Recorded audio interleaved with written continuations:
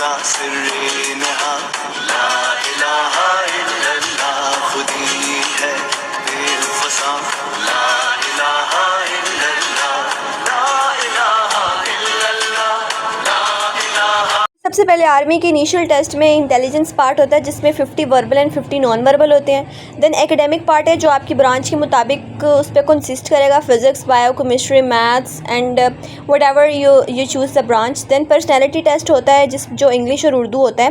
एक में 100 MCQs होते हैं और एक में 150 MCQs होते हैं। देन PAF के इंटेलिजेंस टेस्ट पे आएँ तो उसमें भी वर्बल 64 होते हैं, नॉन वर्बल 36 होते हैं, जो 30 मिनट्स में आपने सॉल्व करने होते हैं।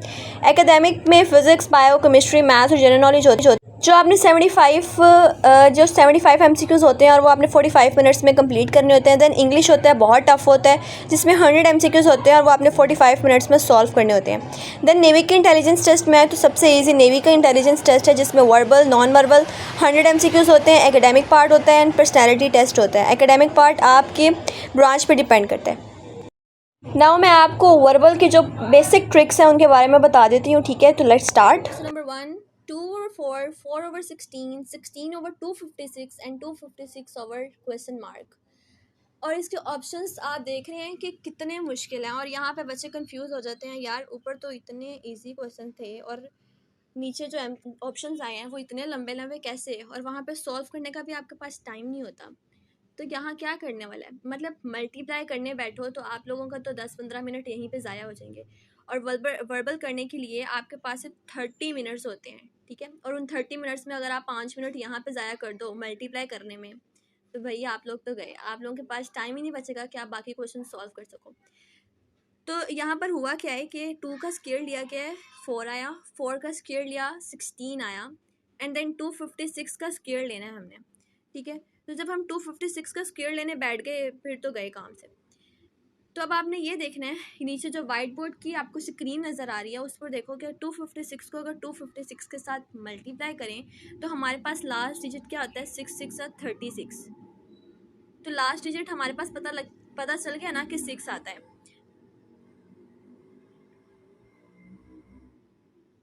तो जब हमें लास्ट डिजिट पता चल गया है तो हमें मल्टीप्लाई करने की क्या ज़रूरत है, फिर हम सिर्फ लास्ट डिजिट ही देखेंगे ऑब्वियसली। तो यहाँ पर कौन सा आंसर हमें ठीक लग रहा है, इसका लास्ट डिजिट देखो तो 6 है।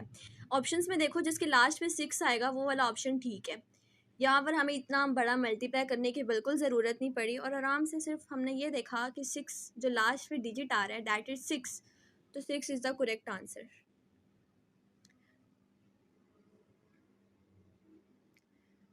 ठीक है, 6 इज़ द करेक्ट आंसर।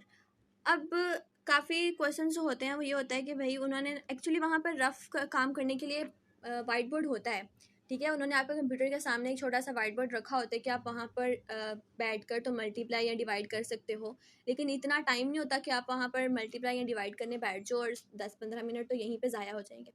तो बस आपने माइंड का इस्तेमाल करना है कि जब हम 256 को 256 पे मल्टीप्लाई करें तो लास्ट डिजिट हमारे पास 6 आता है, क्योंकि 6 6 36 होता है।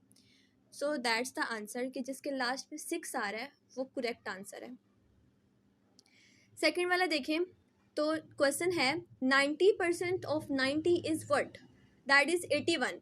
अब परसेंटेज निकालने के लिए तो हमें बहुत बड़ा फॉर्मूला करना पड़ता है यार, टोटल नंबर ओवर 100 इंटू 90। तो यहाँ तो भाई मेरा टाइम लग जाएगा अगर यहाँ पे कुछ और आ गया तो, जैसे 90 का तो हमें पता है ना क्या आ सकता है, लेकिन अगर यहाँ पर लेट्स सपोज आ गया 67 या आ गया 53 तो फिर क्या करोगे? बिल्कुल नहीं परेशान होना, सिर्फ आपने ये देखना है कि जो फर्स्ट डिजिट है ना,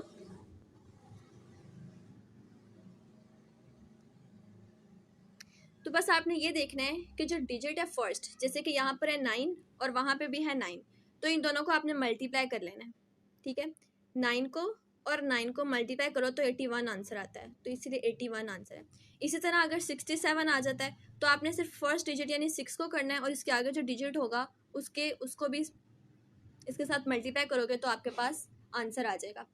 बिल्कुल भी ज़रूरत नहीं है इतना लंबा प्रोसीजर करने की कि भाई परसेंटेज निकालो, उसको टोटल के साथ डिवाइड करो, 100 के साथ मल्टीप्लाई करो, उसमें बहुत टाइम लग जाता है।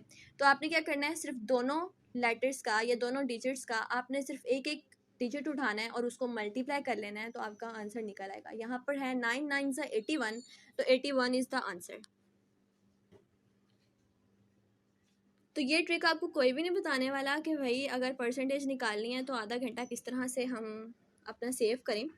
तो वो ये है कि आपने 9 और 9 को सिंपल मल्टीप्लाई करना है और आपके पास आ जाएगा आंसर 81, जो कि करेक्ट आंसर है।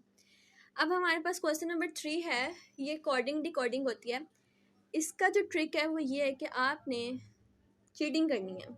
अब चीटिंग ये नहीं कि साथ वाले के साथ बैठकर पूछने लग जाओ कि यार इसका आंसर बता दे, नहीं। चीटिंग से मुराद है कि आपकी जो रोल नंबर स्लिप होगी उसके ऊपर आपने 1 2 3 4 5 6 26 तक काउंटिंग लिखनी है और उसके साथ साथ आपने अल्फ़ाबेट्स लिख लेने हैं। अल्फ़ाबेट्स मतलब ABCDEFG A to Z, ठीक है।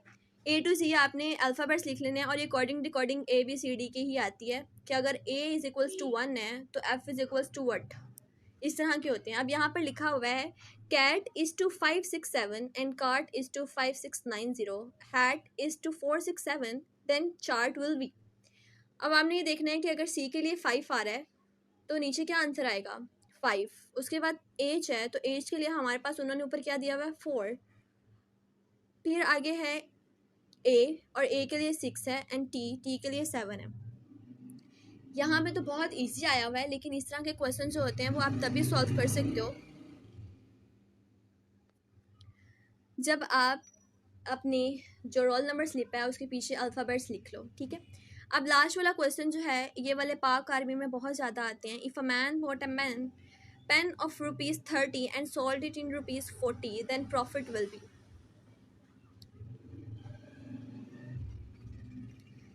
तो आंसर है 33.333। अब ये किस तरह निकाला है, अब प्रॉफिट निकालने बैठ जाओ तो यार इतना लंबा डिवाइड करो और फिर जाके कहीं आंसर निकलता है, जो साइड पे किया भी हुआ है यहाँ पर मैंने, ठीक है। यहाँ पर इतना लंबा डिवाइड करो फिर जाके कहीं आंसर निकलता है। तो इस तरह करने की बिल्कुल ज़रूरत नहीं है। आपने सिर्फ याद रखना है कि अगर 10% काम हो रहा है ना, 10% प्रॉफिट हो रहा है तो उसका हमेशा 33.33 प्रॉफिट होगा, ठीक है। 33.333 प्रॉफिट होगा। और अगर ज़्यादातर जो आते हैं वो 10% के ही आते हैं और 10% प्रॉफिट के लिए आपको जो है वो डिवाइड करने की बिल्कुल ज़रूरत नहीं है। आप सिर्फ 10% जहाँ देखो और वहाँ पर 33.333 आंसर लिख दो। अब साथ ही है आपका लास्ट वाला क्वेश्चन जो कि आता है पीएफ के टेस्ट में, बहुत ज़्यादा रिपीट होता है बार बार, है कि एक वीक में 7 डेज़ होते हैं तो 2 वीक्स में कितने डेज़ होंगे, ऑब्वियसली 14। तो अगर 14th डे हमारे पास संडे है तो 7th डे भी तो हमारे पास संडे ही होगा, ठीक है। 7th डे भी हमारे पास संडे ही आएगा। तो अगर 7th डे हमारे पास संडे है तो 7 में से 5 निकाल दो तो सेकंड डे निकल आएगा। तो संडे से पीछे हम 5 डेज़ को काउंट कर लेते हैं। संडे से पीछे जाओ तो Saturday, Friday, Thursday, Wednesday and the second day will be Tuesday, ठीक है। तो Tuesday is the correct answer.